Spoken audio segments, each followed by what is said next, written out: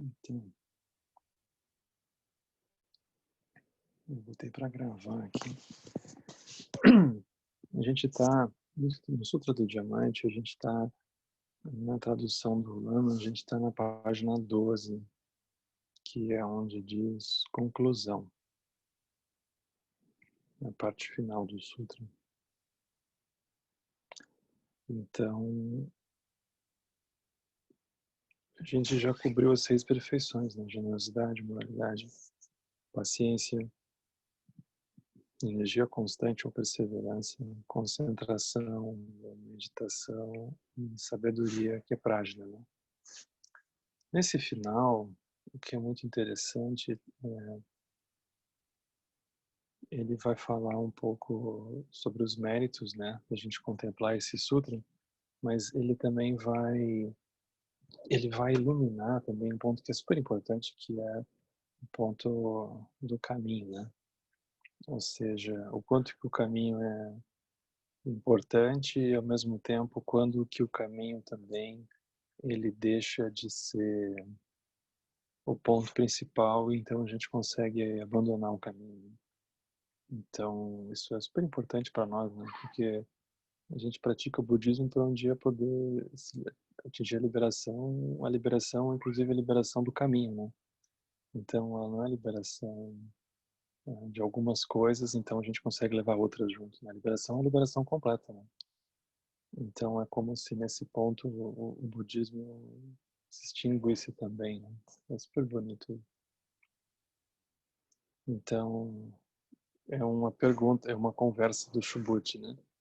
Aí o Subhuti diz assim, o Subhuti respeitosamente inquiriu o Senhor Buda. Ele diz assim, honrado dos mundos, em dias futuros, se um discípulo ouvir esse ensinamento ou parte dele, seja uma sessão ou uma sentença, haverá ele de ter a sua fé despertada? Somos nós, assim, né? O discípulo do tempos, dias futuros, nós, né? Será que a gente, por acaso, vai ter a fé despertada, né? Aí, vocês lembrem, teve um momentos antes do Sutra em que o Subhuti perguntava isso pro Buda e o Buda cortava o Subhuti, né? Porque o Subhuti tinha uma visão externa, né? Ele tinha uma visão muito congelada das coisas. Mas aqui ele já reconhece que o Subhuti entendeu o ensinamento todo do Sutra, então ele vai dizer, dá uma resposta super boa. O Buda vai dizer assim, Subhuti, não tem as dúvidas a respeito. Mesmo no remoto período de 500 anos após o Nirvana do Tathagata. Vocês calculem, né? 500 anos após a morte do Buda é o nascimento de Jesus Cristo, né? Porque o Buda viveu 500 anos antes de Cristo, 500 anos depois era o ano zero, vamos dizer assim. Né? A gente está 5 vezes isso. Né? Então, se eles já achavam, assim, em tempo remoto, 500 anos, vocês imaginem 5 vezes isso. Isso somos nós. 5 vezes o tempo que eles achavam remoto. Ou seja, eles achavam que não tem nem chance, assim, né? Não teria nem chance perto, né? Super bonito, né? Então, mesmo no remoto tempo de 500 anos após o Nirvana do Tathagata, haverá aqueles que, praticando caridade e mantendo os preceitos, irão crer em sessões e sentenças dessa escritura, e eles irão despertar nas suas mentes uma fé pura e verdadeira. Isso é super bonito, né? Como é que pode, né? 5 vezes esse tempo, né? Ou seja, 2.500 anos depois, a gente ainda acha interessante isso daqui. É muito impressionante. Agora, por que que isso é assim, né? A Buda vai explicar. Eu deveria saber, Subhuti, entretanto, que tais discípulos, esses que por alguma razão vão despertar a mente de fé, né, nesse texto, né, nessa classe de ensinamentos, muito tempo antes eles plantaram raízes de mérito. Não simplesmente perante um altar do Buda, ou 2 ou 5, mas perante uma centena de milhares de miríades de Sankhya de Budas, muitos Budas. De tal modo que quando eles ouvem sentenças e sessões dessa escritura, eles instantaneamente despertam uma fé pura e verdadeira no interior das suas mentes. A gente não tem bem noção, né, mas o simples fato da gente ser apresentado a um ensinamento ou a uma visão que desconstrói, né, ou ilumina, melhor talvez, né, por completo a noção da realidade, mas ao mesmo tempo ela tira completamente o chão da gente, né? Ah, é muito raro a gente encontrar isso, né? Ainda mais nos tempos de hoje, em que a gente vai vendo surgir um aspecto mais... O que que é o conservadorismo, né? O conservadorismo é assim, as coisas elas são do jeito que elas são e ninguém questiona.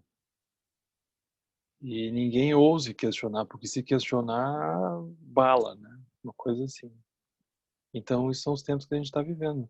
Ou seja, é como se não fosse possível a gente, ou não fosse ficando estranho, né? A gente gerar um tipo de, ou a gente reconhecer uma visão mais profunda das coisas, que reconhece que as coisas não são do jeito que elas parecem que são. Elas são muito mais do que isso. Ou elas não são nada disso, né? Então é como se a pessoa precisasse ter um nível de liberdade interna, né, para poder se fazer essas perguntas, se chegar a essas conclusões, né? Esse nível de liberdade é o fato da pessoa não achar que ela é aquilo que ela pensa que ela é porque as coisas estão de um certo jeito, né? Ela não tem uma intransigência com relação a isso. Então, isso diz respeito a uma visão mais ampla da realidade. Então, o fato da pessoa começar a praticar isso daqui, começa a desmontar as sensações de certezas, as sensações de verdades absolutas e de coisas, verdades inquestionáveis e assim por diante, né? Tudo isso começa a desabar, né? Mas não que a pessoa fica necessariamente, então, num buraco, né, que não tenha nada. O mágico desse texto é que ele vai apresentar essa visão por dentro dessas de qualidades, como generosidade, como moralidade, como paciência, né? Então ele faz um trabalho muito, assim, fenomenal, porque ao mesmo tempo que a realidade toda é suspensa, isso é colocado dentro dessa visão profunda a partir de qualidades, né, como generosidade e assim por diante. Então, é muito raro a gente encontrar isso, né?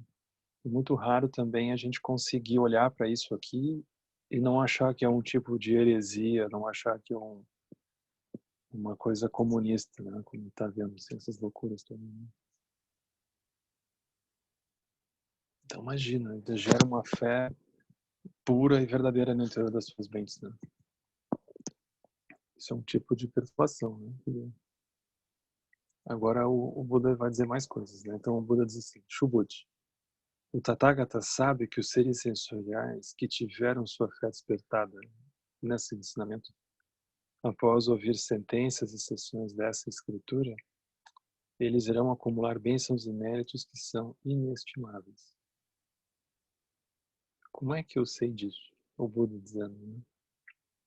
É porque esses seres sensoriais, para poderem acumular essas bênçãos a partir da fé nesses ensinamentos, eles já devem ter descartado tais concepções arbitrárias de fenômenos, tais como seu próprio ego, o ego dos outros, seres vivos e uma alma universal. Ou seja, a pessoa precisa de um grau de liberdade, de elasticidade mental no mínimo, né? Para poder ter uma liberdade com relação a ela mesma, né? Dela não achar que ela é o que ela pensa que ela é necessariamente, né? O que vale para os outros também, né? Agora, para os seres vivos todos, e também para uma concepção, às vezes, um pouco fantasmagórica, que seja de uma alma universal, né? Então, isso é como se fosse um pressuposto para que a fé pudesse ser despertada, né? Ou seja, que a pessoa pudesse ter um tipo de conexão com essa classe de ensinamento. Se eles não fizeram isso, as suas mentes irão inevitavelmente discriminar tais coisas. Então, eles não serão capazes de praticar generosidade nem de manter os preceitos. Não vão conseguir realmente avançar dentro disso, né? Porque é como se a gente tivesse sempre uma visão muito congelada das coisas. É um pouco como a noção de tolerância que a gente tem, né? A tolerância, ela não é uma visão profunda, porque o que que é a tolerância? A tolerância é assim, a gente tem um espaço que é congelado. E a gente esse espaço congelado assim, isso aqui é meu, isso ali é seu. A gente se move aqui dentro. Então, tem uma divisa ali no meio, tem uma cerca, tem um muro. E a gente começa a se relacionar com o muro. Então, se o outro começa a querer pular o muro, a gente já fica mais ou menos, né?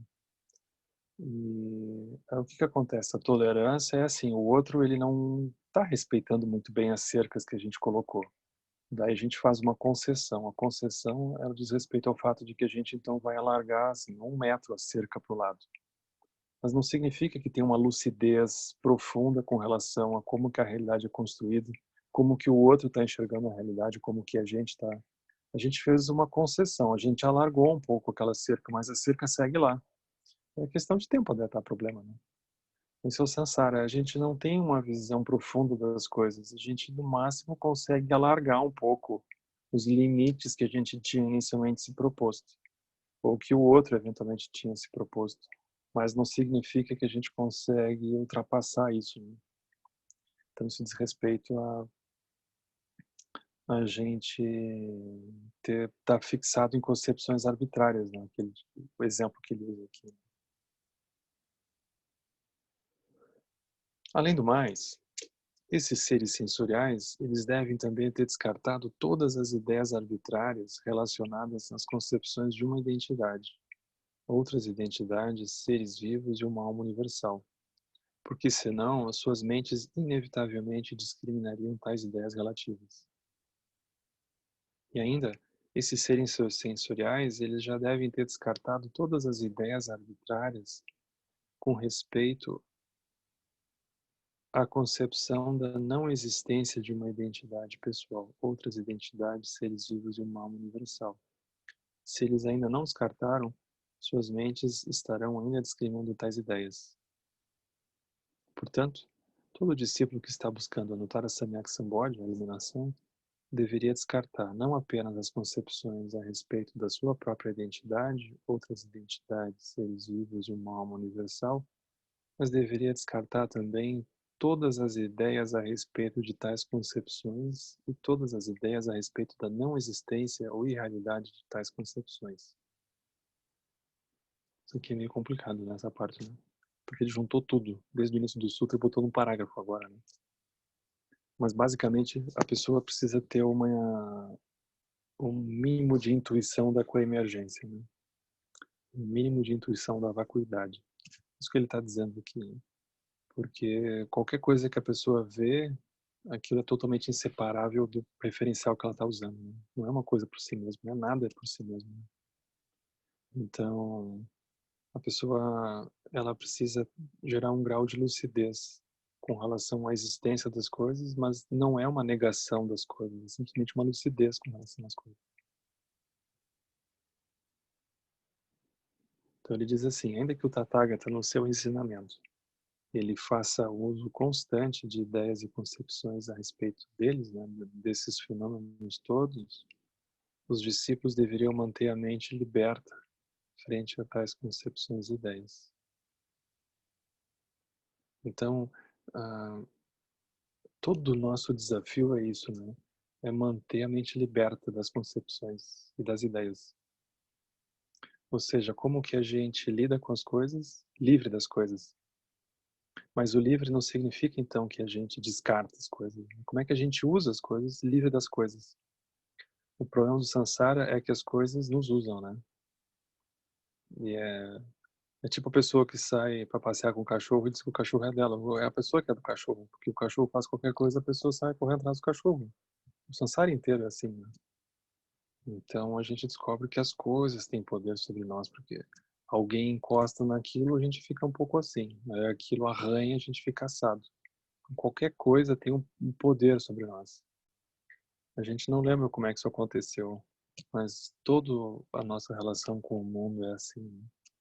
Então, ele diz que os discípulos deveriam manter a mente liberta frente às concepções. Assim. Concepções assim, quem sou eu, quem é o outro, né? O que que é o bom senso, né? O que que não é o bom senso. A gente não percebe que a gente tem um quadro referencial que quando a gente olha para as coisas, a gente tem um conjunto de expectativas de como é que as coisas deveriam ser. Só que isso vem implícito. Isso só vai aparecer quando o outro, em algum momento, inventa de pular para fora daquilo. A gente diz, ah, não, isso não. Aí começa o problema. Aí a gente descobre que a gente tinha uma fixação, só que aquela fixação não tinha se manifestado ainda, porque ninguém tinha inventado de pular por cima dela. Então a gente está cheio de um conjunto de expectativas dos movimentos uns dos outros. Aí vem alguém e diz algo, diz, não, isso é absurdo. Por que que é absurdo? Porque aquilo pulou para fora do que a gente considera normal, assim, da nossa caixa. Então isso é vasto, né? Essa nossa relação com as coisas é super vasta. Então o Buda diz assim, os discípulos, né, os praticantes, eles deveriam relembrar que o Tathagata, né, o Buda, ao fazer uso, né, das concepções, das ideias, né, das palavras, para explicar o Dharma, ele sempre as utiliza como analogia a uma jangada, que é para usar apenas para atravessar o rio. O rio é o Sansara, o nome do rio. Uma vez cruzado o rio, a jangada não tem mais utilidade. Portanto, ela deveria ser descartada. Isso aqui é muito libertador, né? Porque é o próprio Buda ah, atingindo uma liberação do próprio caminho que levou ele até ali, né? Então, todo o caminho que não tem, ou toda a prática que não tem isso dentro, ela é o momento em que ela se torna sectária. E o sectarismo, ele é completamente normal dentro do samsara, porque a gente começa a, a gente encontra alguma coisa que funciona pra gente, é como se naquele momento, sem que a gente perceba, tivesse caído uma ficha cósmica de que aquilo é bom para todos os seres da galáxia. Só que aquilo foi bom para nós, mas não quer dizer que os outros possam ser bom também, né? Então o bom senso é a coisa mais bem compartilhada do mundo, porque cada um tem o seu. E a gente não suspeita disso, né? Então, quando a gente não suspeita disso, a gente começa então a ficar um pouco fixado nas palavras e nas ideias, nas concepções arbitrárias, né? Na jangada, enfim, né? Então o Buda ele usa esse exemplo, né? Às vezes é o exemplo da escada que é utilizado. Então é como uma escada. A gente sobe, depois que a gente chegou, a gente não precisa mais da escada. Então é libertador a gente pensar isso, né? Então o Lama ele usa um exemplo do remédio, né? O Dharma é um remédio. A gente toma o remédio para se liberar do remédio, não para ficar fixado no remédio, né? Então a gente pratica o Dharma não para ficar fixado no Dharma, mas poder atingir a liberação, inclusive, do próprio Dharma. Então isso é uma das noções de paramitas, né? A paramita é uma jangada. Ela nos leva da margem da ignorância, que a gente vê todas as coisas como separadas, como tendo propriedades próprias, assim, delas mesmas, para a margem da gente conseguir olhar para as coisas com lucidez. Daí a gente atravessou o rio da ignorância, né? O rio de Sansara. Então, uma vez cruzado o rio, não tem mais utilidade. Deveria ser descartado. Não tem por que levar junto, né? Assim, essas concepções arbitrárias de coisas e sobre coisas, elas deveriam ser inteiramente abandonadas quando se atinge a iluminação. E ainda com maior razão, deveriam ser abandonadas as concepções de coisas não existentes. Então, por que deveria ser abandonado quando se atinge a iluminação? Porque pode começar a surgir uma visão sectária do tipo, bom, o samsara não funciona, o que funciona é o budismo. Aí quando a pessoa começa a pensar isso, ela começa a criar um céu e inferno, né? Que naturalmente ela está no céu, é óbvio, né? Os outros todos, o inferno são os outros, né? É todo mundo que não é budista. Aí começa uma coisa super estranha, porque é como se houvesse um sentido muito particular ali dentro, né? Onde aquilo apenas é o caminho, é o que funciona. Então a pessoa se torna sectária daquilo. Então todas as concepções arbitrárias das coisas, sobre as coisas, deveriam ser completamente abandonadas quando se atinge a liberação. Para não falar das coisas não existentes. que a gente adora também, né? Enquanto Subhuti ouvia atentamente as palavras do Senhor Buda, o ensinamento da Escritura penetrou nas profundezas da sua compreensão, e ele visualizou inteiramente que esse é o verdadeiro caminho para a iluminação. Então caiu a ficha do Subhuti naquele momento. Lágrimas brotaram nos seus olhos quando ele compreendeu isso, e ele disse: "Ó Senhor abençoado, eu nunca havia entendido anteriormente esse profundo ensinamento." Vocês vejam como é complicado, porque o Buda já tinha explicado isso. Ele tá se entregando aqui. Não era a primeira vez que o Buda estava explicando essas coisas, né? É que ele não tinha entendido ainda, né? Então a gente tem chance, né? Mais ou menos isso.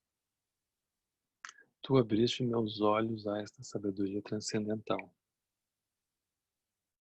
Isso aqui é muito comovente, né? Porque quantas coisas que a gente vai ouvindo, vai guardando, vai lendo, e tem um dia em que a gente não sabe bem por que a gente ouve aquilo de alguém, ou a gente medita um pouco, ou a gente, alguma coisa acontece, e aquela ficha cósmica cai para nós.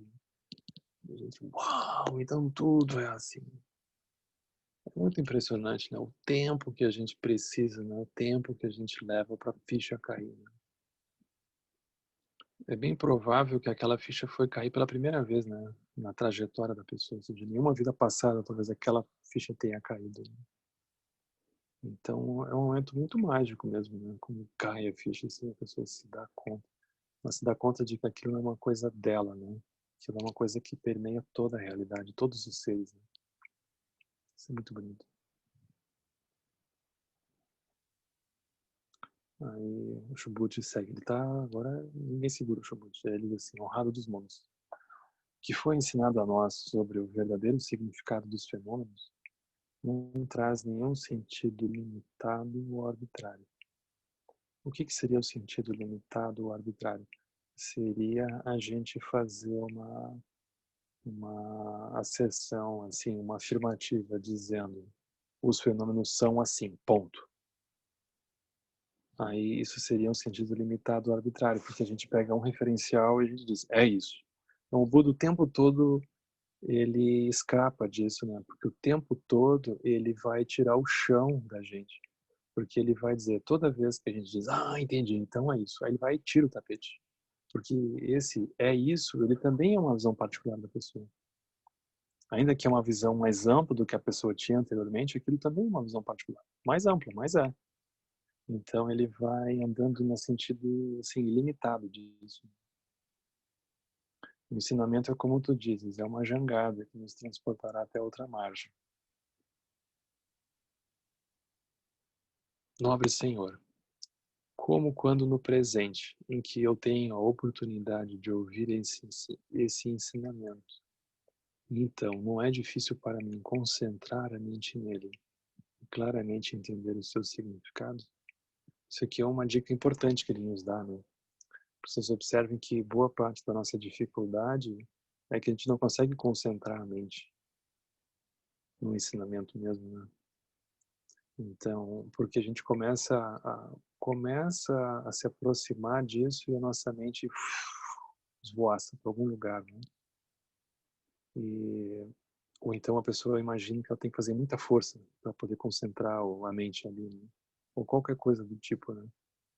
Então, ele conseguiu repousar a mente dele, né? Então ele diz, ele dá essa dica aqui. Então não é difícil para mim concentrar a mente nesse ensinamento e, portanto, claramente entender o seu significado. Ou seja, se a pessoa não tiver uma estabilidade para penetrar nisso, é pouco provável que ela vai entender o significado. Ela vai olhar para isso aqui e ela vai dizer, meu Deus do céu, e vou fora. A pessoa não tem nem boa vontade, né?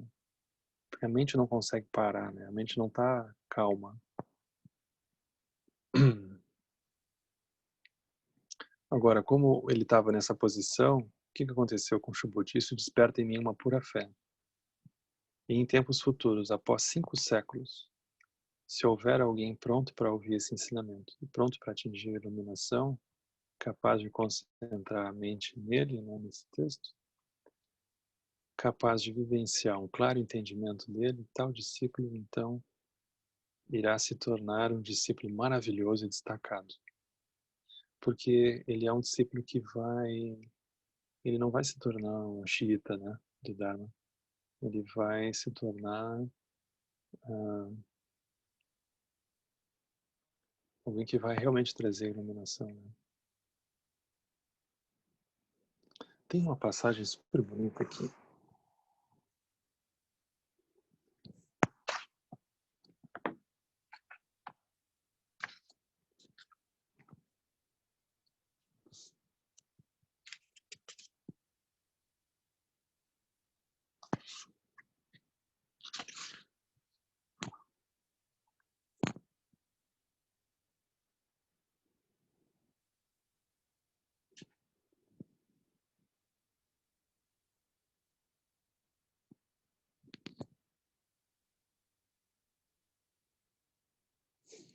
Por exemplo, né? Ele vai dizer assim: isso desperta em mim uma pura fé.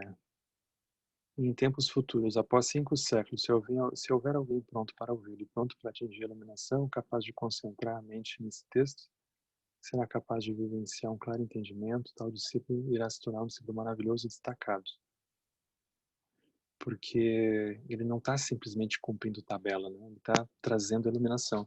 Tem uma passagem, eu acho super bonita aqui, da história de Bodhidharma, ah, que diz assim, né?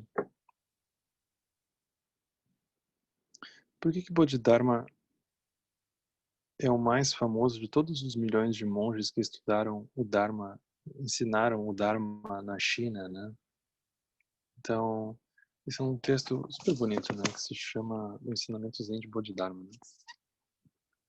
E ele vai contar que, embora se diga que Bodhidharma seja o fundador do Zen, né? Da linhagem Zen, ah, na verdade já havia o budismo na China muitos séculos antes do Bodhidharma chegar, né? Eles calculam que no mínimo uns 400 anos da chegada de Bodhidharma na China já havia o Dharma, né? Só que o que acontece? Era um Dharma mais ou menos, né? Por quê, né? Então ele vai explicar aqui. Então ele vai dizer assim, a razão, né, do Bodhidharma ter sido o primeiro que ficou conhecido dentro da China, no caso do budismo, é que ele é acreditado como aquele que trouxe o Zen para a China. É claro que Zen, como meditação, já era ensinado e praticada por muitos séculos antes do Bodhidharma chegar na China. E muito do que ele disse com respeito ao budismo já tinha sido dito antes por muitos mestres, né? Mas a diferença é que a abordagem de Bodhidharma era única, como ele dizia nos seus sermões, né? Ver a sua natureza é o Zen. Não pensar em nada é o Zen. Qualquer coisa que você faça, esse é o Zen. Então ele diz assim, enquanto outros viam o Zen como a purificação da mente, ou como um estágio dentro do caminho para atingir a iluminação, então como se fosse uma etapa que a pessoa cumpria, depois a pessoa chegava numa outra etapa, depois a pessoa, como se fosse um caminho que tivesse um lugar que a pessoa entrava, né? Como se fosse tudo muito delimitado, né? Bodhidharma equalizou o Zen com o estado búdico, e o estado búdico com a mente cotidiana. Ao invés de dizer os seus discípulos para purificar as suas mentes, Bodhidharma apontava para rochas, para os movimentos dos tigres e das garças, para uma balsa que flutuava através do rio Yangtze, para uma simples sandália. Dharma do Zen de Bodhidharma era a espada da sabedoria, e não a almofada de meditação. Ou seja, ele trouxe a lucidez para a China, ele não foi trazer a almofada já tinha chegado, não tinha chegado a lucidez. Como outros mestres fizeram, ele inevitavelmente instruiu seus discípulos dentro da disciplina budista, como meditação e assim por diante. Mas ele usou a espada de Manjushri para cortar as suas mentes das regras, dos transes e das escrituras.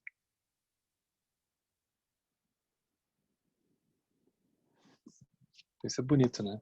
Então, isso é o Bodhidharma, ele recebeu essa transmissão, né? O Bodhidharma, ele usou o Sutra do Diamante como uma forma de transmitir o Dharma para os seus discípulos, né? Então, foi conhecido como o texto principal do Zen, né? Então, isso é um pouco esse contexto aqui, né? Por que que é um discípulo maravilhoso, destacado, né? Porque não está tentando se formatar dentro de alguma coisa, tá justamente tentando iluminar a realidade, né? Essa é a diferença. Se houver tal discípulo, a razão pela qual ele será capaz de despertar a pura fé é devido a que ele cessou de alimentar concepções arbitrárias, como a sua própria identidade, a identidade dos outros, seres vivos e uma alma universal. Por que que isso é assim? Isso se dá porque se ele estiver alimentando concepções arbitrárias com respeito à sua própria identidade, ele estará alimentando algo que é não existente. Ou seja, o fato desse discípulo ter chegado até aqui é porque justamente ele gerou uma liberdade com relação à sensação de ter uma identidade de ser alguém. E ele olha para os outros, ele também não congela os outros dentro das identidades que eles se manifestam. Ele gerou um grau de liberdade com relação a isso. Por isso que ele se tornou um discípulo maravilhoso, né? Então, o mesmo se dá com os outros conceitos arbitrários, né, de outras personalidades, seres vivos de uma alma universal. São expressões de coisas não existentes. Se um discípulo é capaz de descartar todas as concepções arbitrárias de fenômenos ou sobre fenômenos, ele imediatamente torna-se um Buda. Então, o Buda não é aquele que senta em meditação e não acontece nada na mente. Ele não vai ser ingênuo, né? É justamente que conseguiu descartar as concepções arbitrárias de fenômenos e sobre fenômenos. Atingiu a liberação de estar preso dentro desses rótulos, né? O Buda ficou muito satisfeito e disse: é verdade, certamente. Se um discípulo, tendo ouvido esse ensinamento, ele não fica surpreso, nem amedrontado, nem o repele, tu deveria saber que ele é digno de ser considerado um discípulo verdadeiramente maravilhoso. Então Subhuti disse então ao abençoado: por qual nome deveria este ensinamento ser conhecido, de tal modo que ele possa ser entendido, honrado e estudado? O Senhor Buda replicou: esse ensinamento deve ser reconhecido como Vajrakshedika Prajnaparamita. Por esse nome, ele deve ser reverenciado, estudado e observado. E o que é entendido por esse nome? Ele significa que quando o Senhor Buda nomeou de Vajrakshedika Prajnaparamita, ele não tinha em mente qualquer concepção arbitrária. E então ele nomeou assim. Se ele tivesse uma concepção arbitrária, porque assim é o Vajra do diamante, ele estava ferrado. Justamente porque ele não tinha, ele pode chamar dessa forma, né? Não tem apego algum. Esse ensinamento é duro e cortante como um diamante que corta fora todas as concepções arbitrárias e leva todos à outra margem da iluminação. Porque não sobra nada, né? Se vocês pegarem isso aqui de novo, vocês vão ver que não sobra nada. Aí vem a pergunta derradeira, né? O que pensa Subhuti? O Tathagata deu-te algum ensinamento definitivo nesse ensinamento? Essa é a última pergunta do Sutra. Não, abençoado Senhor. O Tathagata não nos deu qualquer ensinamento definitivo nessa escritura. Interessante observar, né? Porque o javali, ele quer um ensinamento definitivo, né? Ele quer, assim, um santo grau, ele quer alguma coisa, algum lugar, né? Uma fórmula mágica que ele possa utilizar e aí então tudo se dissipa, né? Só que esse é o processo do materialismo espiritual.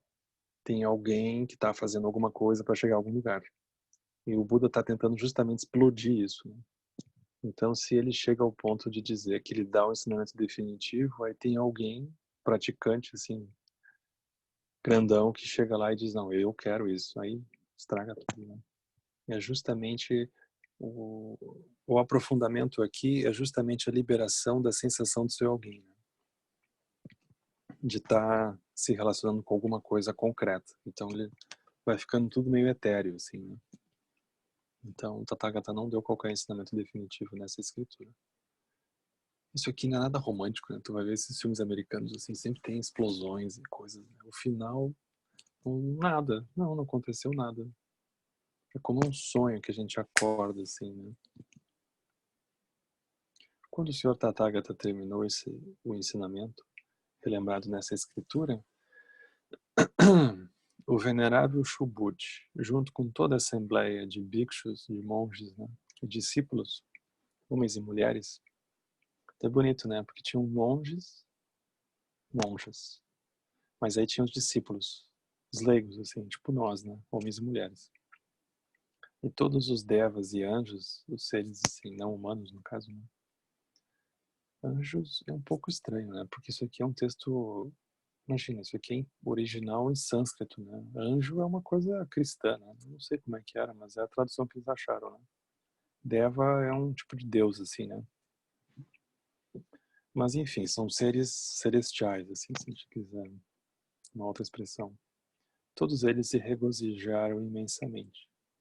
E depois, acreditando sinceramente no ensinamento, tendo-o aceito de coração, cheios de fé, eles passaram a observá-lo e praticá-lo zelosamente.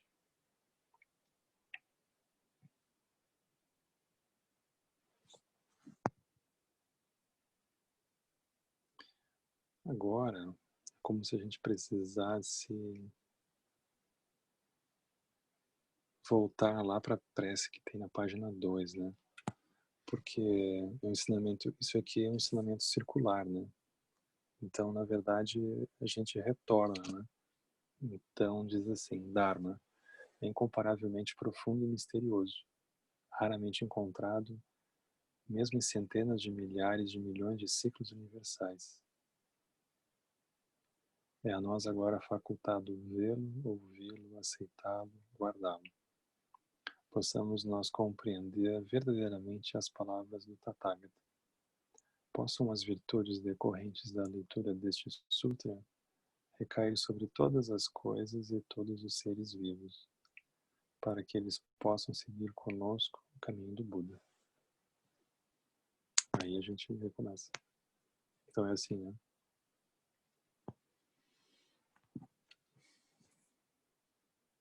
Aí a gente conclui esse círculo, assim, né?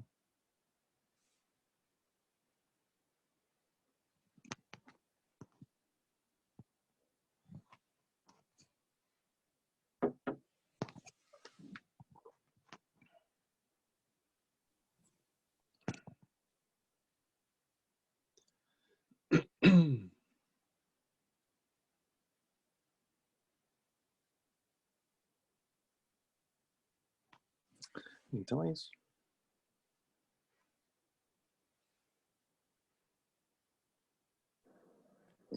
Nossa, Henrique, bonito acabar com... Quer dizer, não acabar, né? Retornar à prece. Que é como se a gente precisasse começar tudo de novo, né? Mas Porque tem, né? agora a gente já vai olhar, já vai ver outras coisas que a gente não tinha visto, né? Aí a Uhum. gente já vai ver outras coisas. Isso é o mágico daqui, né? Porque toda vez que a gente olha, a gente vê alguma outra coisa que a gente não tinha visto, né? Uhum. Aí é bonito, né? Por que a gente não viu antes? A gente não viu porque nossa mente estava ocupada com uma coisa particular, assim, né? Aí agora, aquela coisa particular, ou se resolveu, ou desapareceu, aconteceu alguma coisa que agora a gente já consegue ver outras, né? Então a gente vai voltando nas perguntas. Uhum.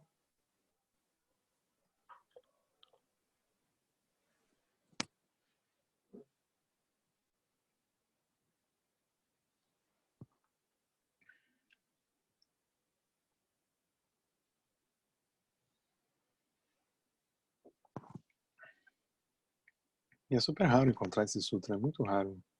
Vocês vão ver os textos tibetanos, eles não falam muito sobre isso. O Dzongchen Rinpoche é um milagre, assim, ele falar, né? Mas é muito incomum isso, né? Vocês não vão encontrar muita coisa, né? Muito bonito. Mas as paramitas Então, essa aqui você já é a nossa encontra conexão com... separado. Sim, as paramitas tu encontra. Todo lugar, com certeza. Né?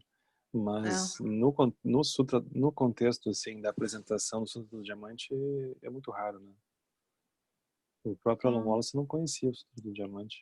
Por Eles não estudam isso no Tibete. Os mosteiros, eles não vão Ah, estudar é? isso. Eles têm eles têm como se fosse uma indisposição assim com os sutras, né? Porque eles têm uma noção dos sutras como tendo uma visão, como apresentando uma visão muito específica, né, da desconstrução da realidade. Ou então como uma apresentação mahayana apenas, assim, né, da compaixão. Mas eles não consideram que o estado, a própria condição da iluminação possa ser apresentada dentro dos sutras, né? Então eles olham aquilo como uma coisa dentro do Vajrayana e do Dzogchen, eles olham aquilo como uma coisa meio inferior, assim. Hum. Aí um que outro mestre vai se dar conta do Sutra do Diamante, né? A Serakandra, né, que é essa grande compiladora dos ensinamentos do Dudjom Rinpa, ela vai utilizar o Sutra do Diamante como uma maneira de comentar os ensinamentos do Dudjom Rinpa. O que eu acho totalmente surreal, porque ela reconhece como de igual profundidade, né? Só que os ensinamentos do John Limpa, eles vêm por dentro de uma linhagem curta, né? Tem as iniciações, aquilo é tudo muito cuidado, né? E o Sutra do Diamante tem 20, o Buda falou isso aqui, é muito antigo, né? E é um texto dentro do Zen super conhecido, texto aberto, né? Mas que tem a mesma qualidade de realização, né? Então é muito meritório, né? A gente também encontrar isso assim.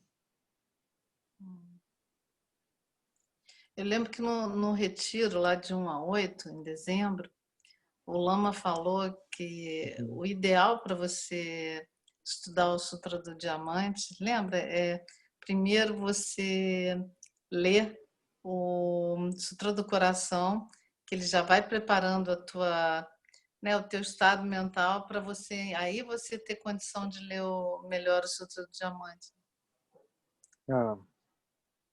Ah, com certeza. Senão, aí a pessoa vai ficar boiando mesmo, né? Ou, no mínimo, ter ouvido alguma coisa sobre coemergência, né? A pessoa tem que ter ouvido alguma coisa, senão é muito difícil, né? Porque ele não vai, por exemplo, o Sutra do Diamante, ele não vai, assim, falar assim, bem-vindo, você está no Sansara.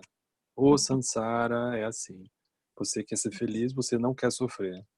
Só que você se atrapalha um bocado. Você está cheio de emoções perturbadoras. Aí, isso é o acolhimento, né?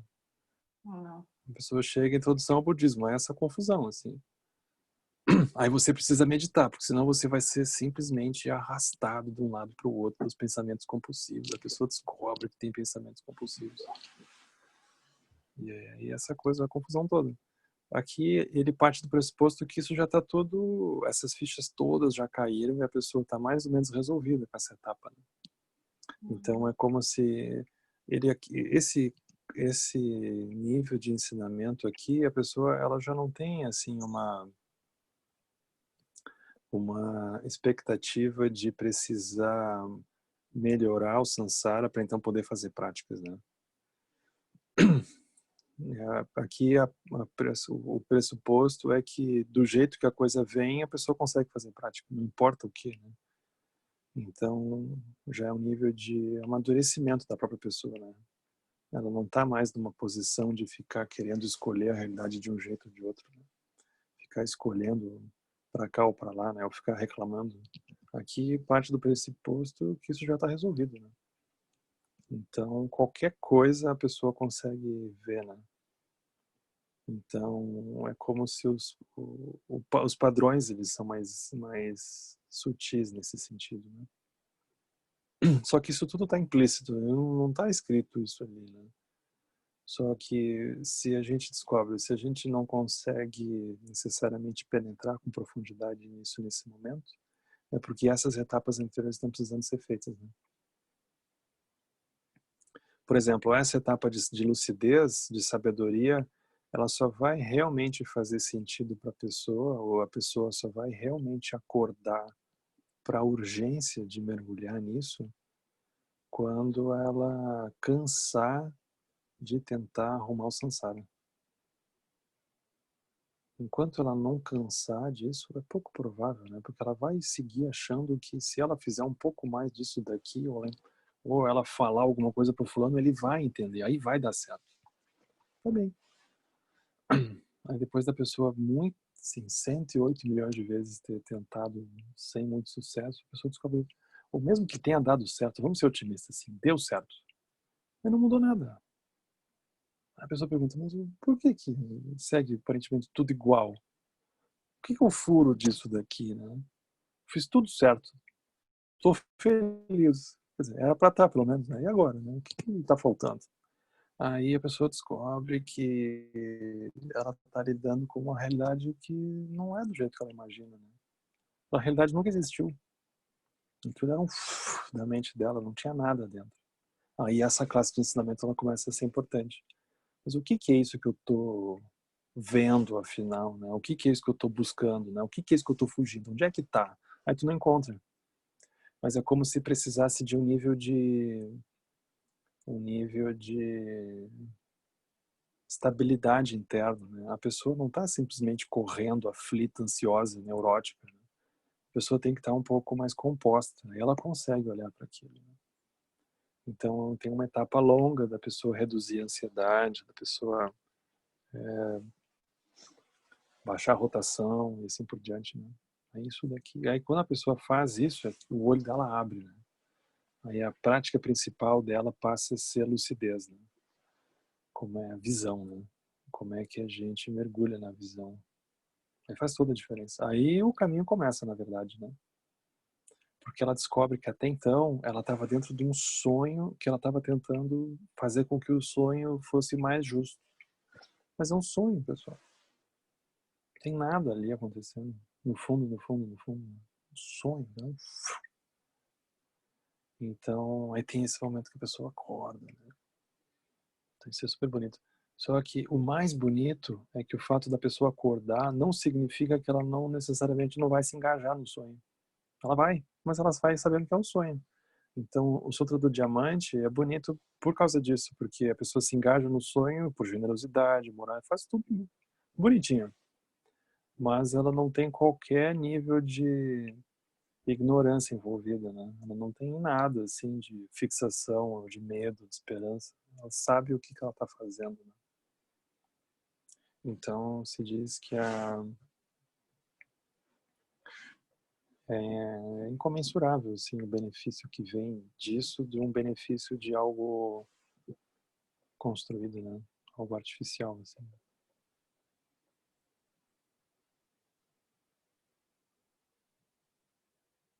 Mas são etapas longas, né? A gente não consegue suspeitar delas, né? A gente vai descobrindo elas à medida que essas fichas vão caindo para nós, né? Como o Chubut, né? Depois de muito ter ouvido, uau, é verdade. Então a gente tem isso, né? Então a gente deve, é uma pergunta que a gente pode se fazer assim, por que que as fichas não estão caindo, né? Por que está demorando um pouco para as fichas caírem, né? Ou como é que a gente faz para as fichas caírem mais rápido, né? Ou como que uma vez a ficha tendo caído, ela não suba de volta, né? Ela não desapareça, né? Porque a mesma ficha tem que cair várias vezes para cair mesmo, né? É como se tivesse uma um barbante invisível na ficha, né? A ficha cai, mas de repente a ficha volta, né? A gente nunca sabe que aquilo desaparece, assim, é tipo ioiô, né? Desce, daqui a pouco volta, né? Cai, mas não cai, né? Então isso é a prática, né?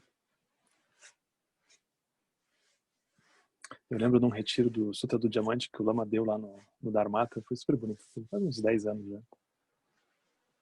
Aí no final do retiro, tem uma pessoa que foi lá nas bênçãos, né, dizer assim pro Lama, Lama, eu entendi, Lama. Esse era domingo, meio-dia, né, o final do Sutra do Diamante. Aí a pessoa estava emocionada, assim, dizendo, Lama, eu entendi, eu entendi. Eu só queria saber como é que eu faço para seguir entendendo 5 minutos depois que eu for embora daqui. Então essa é a nossa situação, né? Como é que a gente entende 5 minutos depois, né? Que qualquer coisa, né?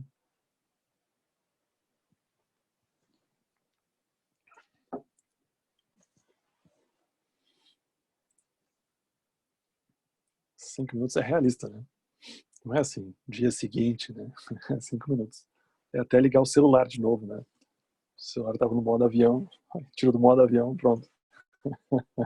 É muito engraçado.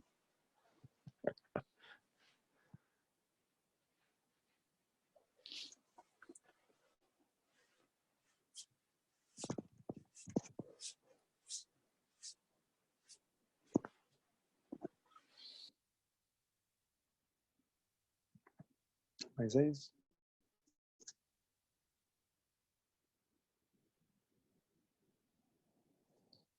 Semana que vem eu não sei o que vai acontecer. Eu vou pensar até lá. Eu não pensei ainda. Mas eu aviso vocês. Alguma coisa a gente vai aprontar, né? Não sei o que. Tô olhando aqui. Mas não vai continuar o livro do coração? Não vai continuar às terças? Ou não? É, mas isso é terça, né? Terça, né? É, mas hoje é Quarta é quarta. quarta, né? Quarta é quarta. É uma Ok. concepção arbitrária que a gente concorda minimamente ainda, né? Enquanto não revogarem lá em Brasília ainda, né? Terça é quarta, né? Uhum. Sabe lá por quanto tempo, né? Do jeito que anda.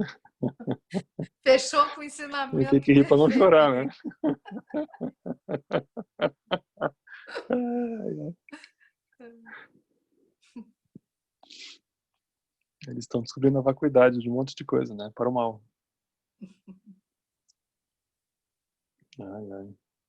Mas eu aviso vocês, eu estou pensando aqui algumas coisas, né? O texto de terça, ele tem muitas coisas interessantes ali, né? Eu não sei se a gente olha necessariamente todo ele nos capítulos, né? Porque é uma compilação aquilo, não é um romance assim que um capítulo vem depois do outro. E aí a gente vai vendo, né? A gente tem tempo ainda. Mas é isso.